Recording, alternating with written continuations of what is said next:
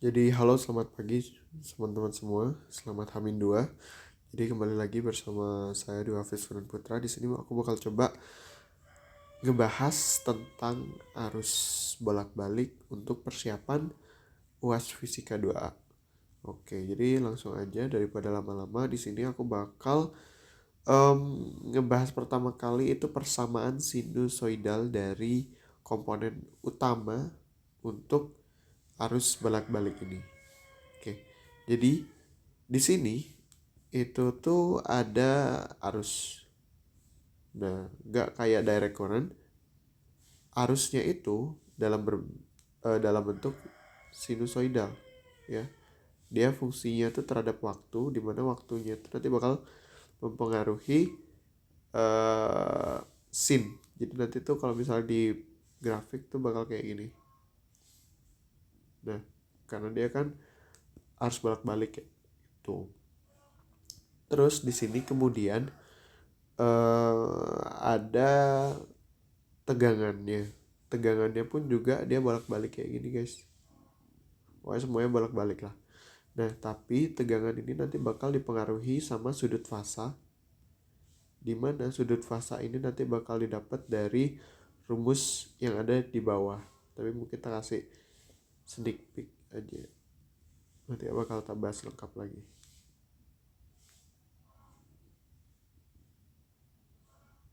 Oke, sip. Nah, paling itu aja. Kalau ini nggak tahu, aku jarang banget pakai pas kerjain soal, jadi abaikan saja guys. Nah, di sini ada juga komponennya, yaitu biasanya tuh nanti kalau ada soalnya itu nanti pasti bakal disusun berbagai macam ya. Ada kapasitor, ada resistor, dan ada induktor. Nah, begitu guys. Oke, di sini teori-teorinya mungkin bisa dibaca aja ya guys. Tapi intinya kalau misalnya resistor itu dia tuh nggak ada pergeseran fasa. Jadi nanti kalau misalnya teman-teman buat diagram fasanya ya teman-teman.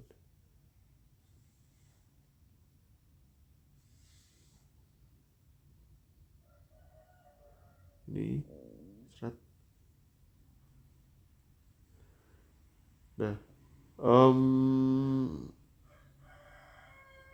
wait. Di sini tuh yang paling umum, bukan yang paling umum ya. Pasti nanti diagram fasanya tuh bakal dimulai sama I. I-nya itu pasti sejajar dengan sumbu yang mendatarnya. Di sini teman-teman nggak boleh ngasih sumbu X di sini atau Y di sini karena ini bukan posisi ya. Nah, di sini tuh ada I. Terus di sini ada VR guys.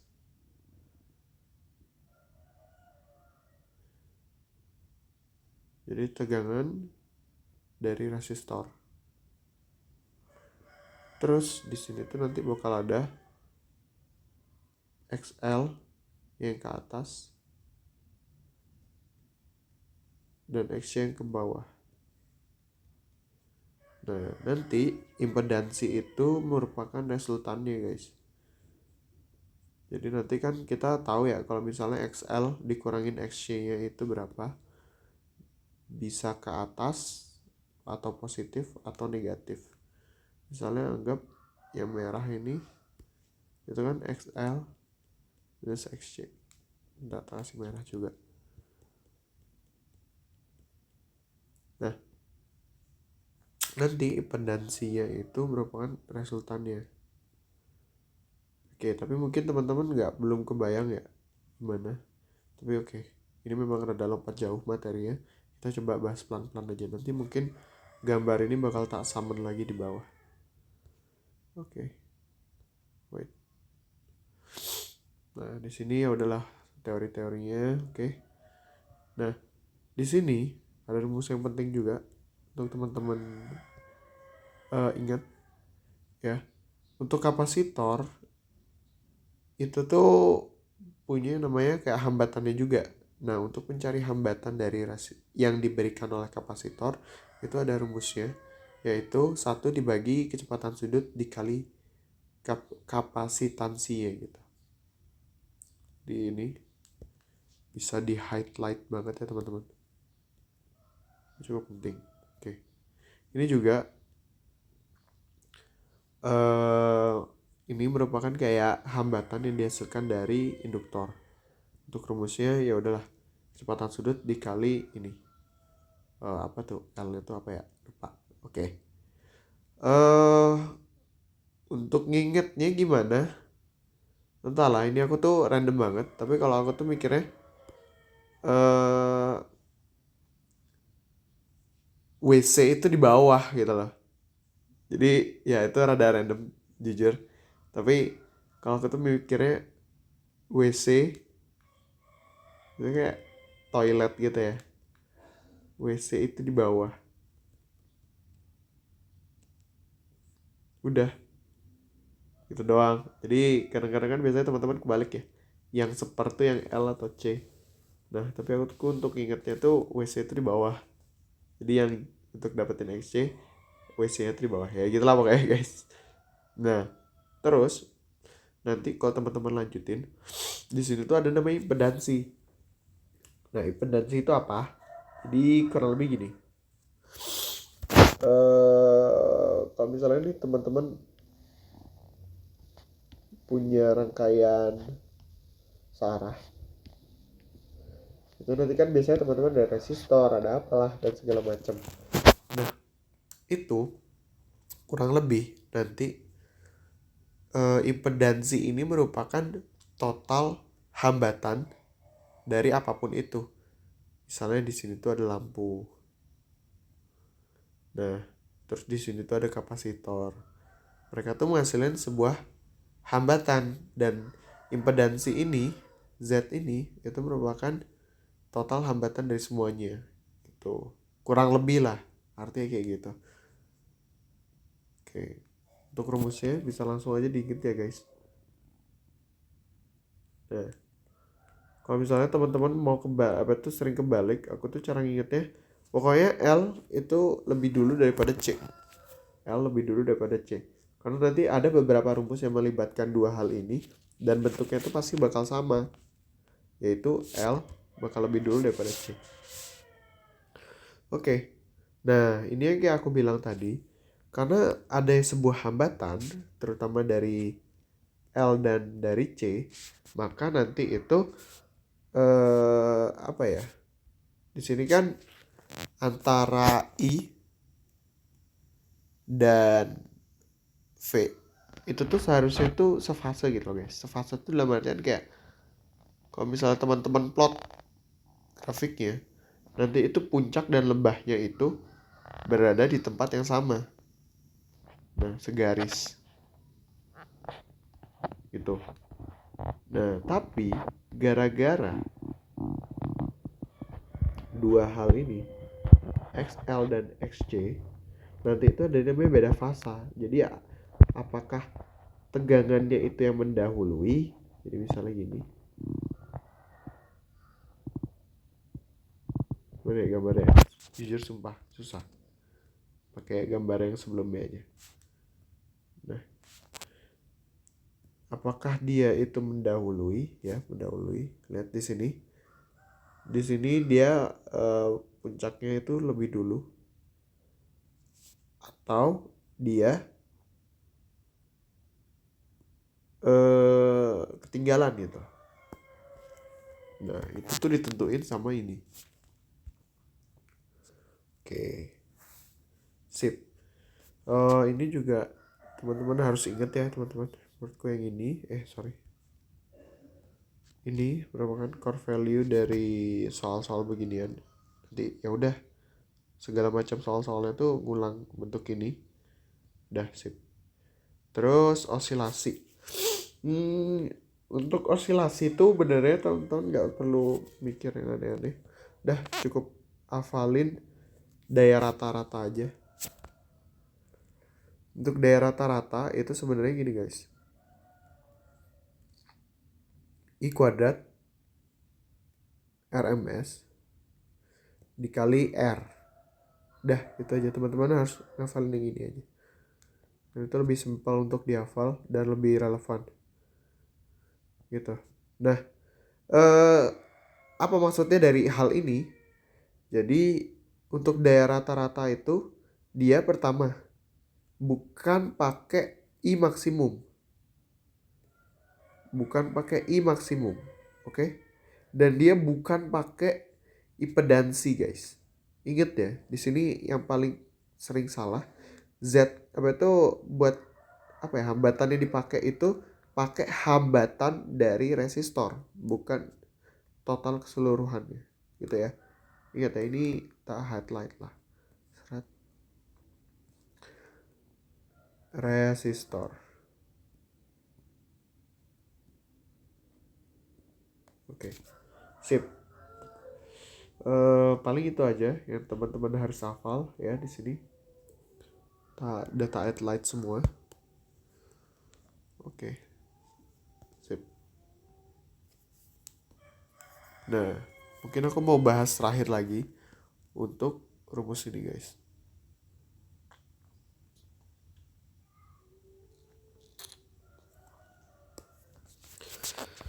Oke, mungkin teman-teman ingat ya, kalau misalnya di kelas itu ada namanya rangkaian induktif dan kapasitif. Nah, kalau misalnya induktif,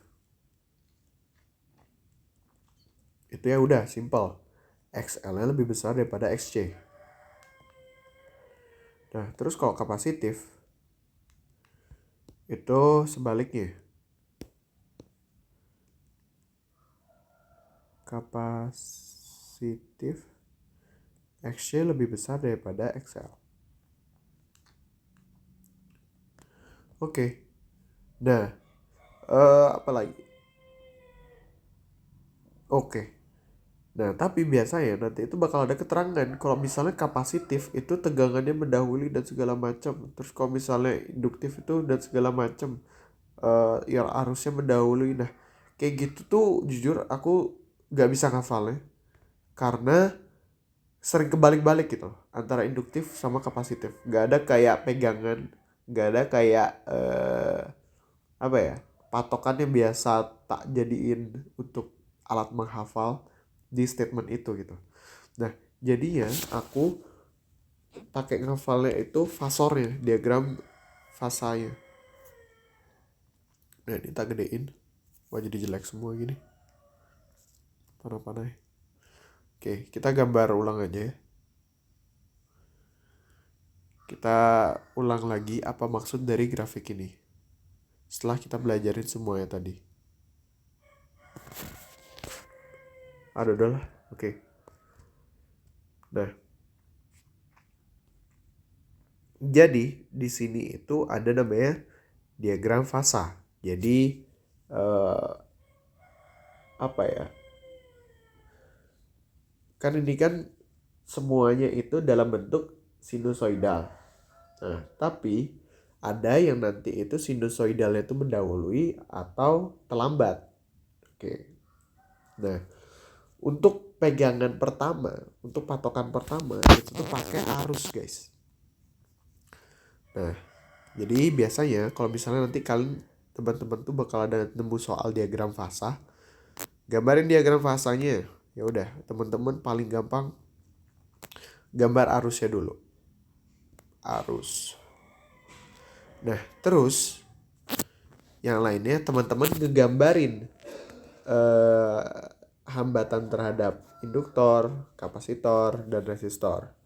Nah, itu sudah pakem buat induktor itu ke atas. Ya, XL. Terus kalau misalnya kapasitor itu ke bawah. Kapasitor.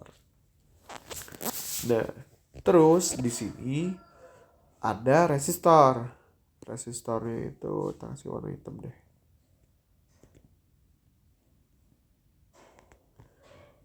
Resistor. Udah, ini tuh template dasarnya. Oke? Nah, nanti teman-teman ada kurang 2 hal lagi yang teman-teman perlu gambar.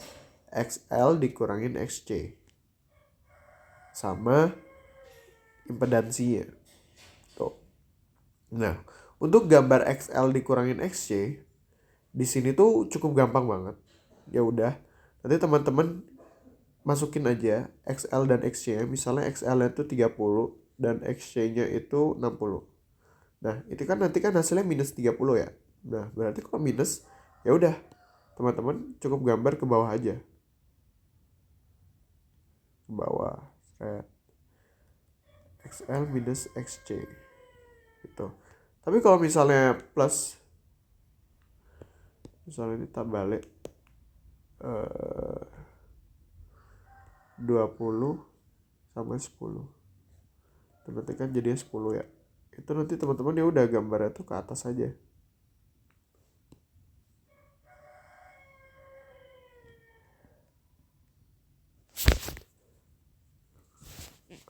XL dikurangin XC. Nah, untuk nyari impedansinya itu tuh merupakan resultan dari R ditambah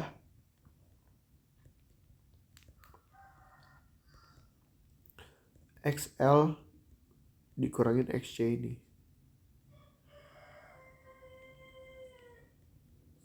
Dah.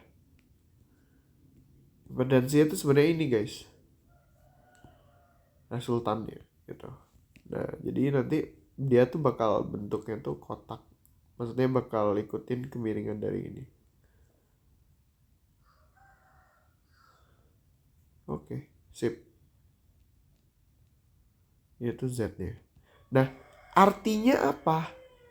Oke, artinya gini. Kalau misalnya teman-teman apa ya? Oh, oke. Di sini terus bisa dibilang kalau misalnya Z ini itu nanti juga merupakan fasa dari VT. Gitu.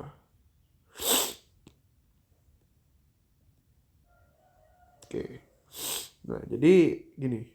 Untuk arus terhadap waktunya itu kayak gini. Terus untuk tegangan terhadap waktunya itu memang miring kayak gini.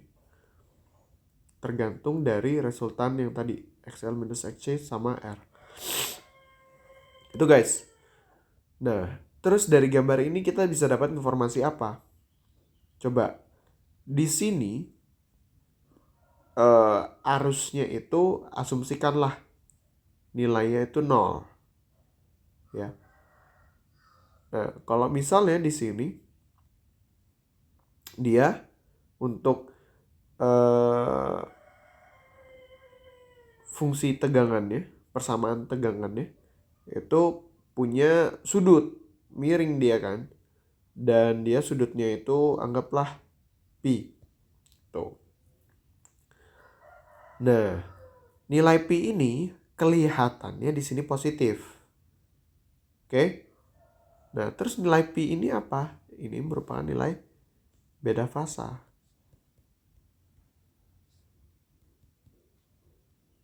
Beda fasa itu apa? Beda fasa adalah tadi yang di atas. Ya, apakah V yang mendahului atau enggak? Ntar, ini tak colong aja kalau kayak gitu.